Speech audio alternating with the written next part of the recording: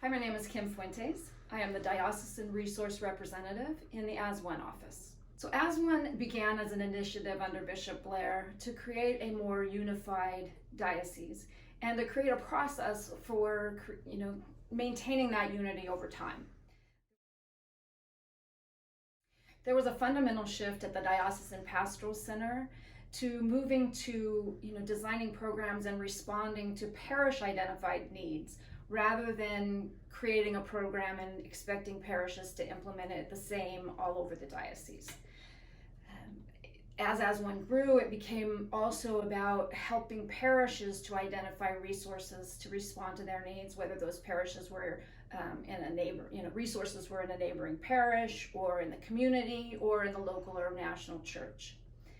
Under Bishop Cotta, and especially in the midst of this pandemic, AS1 has become the expected way of being AS1 as church, helping each other, finding the best gifts and skills to respond to the needs that we have in the various places throughout the diocese.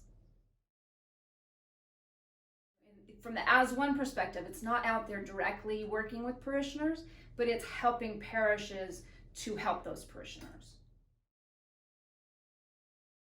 So my position is primarily as a liaison between pastors and the pastoral center, and both directly and indirectly. So a lot of what I do is reaching out to pastors, finding out how they're doing, making sure they're okay personally, and how things are going in their parish.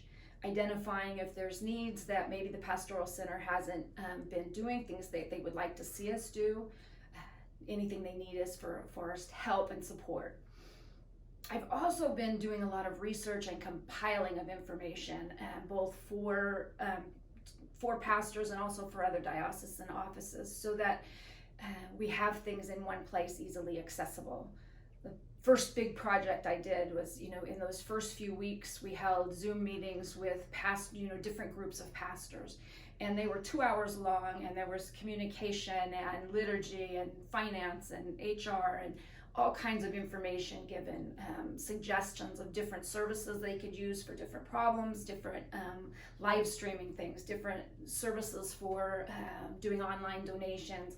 My job at the end of that call was to compile all that information into a usable resource so that they had links and direct ways to access and information on which parishes might be using those projects so that they could, those products, so they could ask some questions if they needed to. So those are the kinds of projects in the background that I'm working on.